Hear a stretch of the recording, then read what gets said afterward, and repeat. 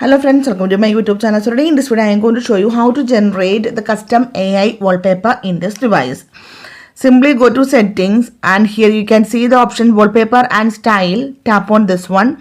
Tap on change wallpaper. So here you can see the option create AI wallpaper. Tap on this one. Tap on generative. So here you can see some categories of photos you can see here, and from here you can select the photo and you can easily create an AI wallpaper. So if you tap on this one, okay, if you want to generate the custom AI wallpaper, tap on the option generate.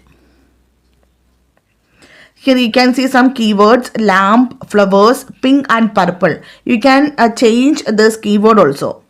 You can see the AI generated wallpaper. You can see here this you can easily apply to your lock screen also. So if you want to, now you can see this is the pink and purple color. If you want to change this one, tap on this one. You can change the color.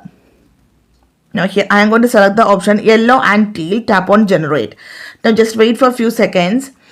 You can see the AI generated images. You can see here. You can see.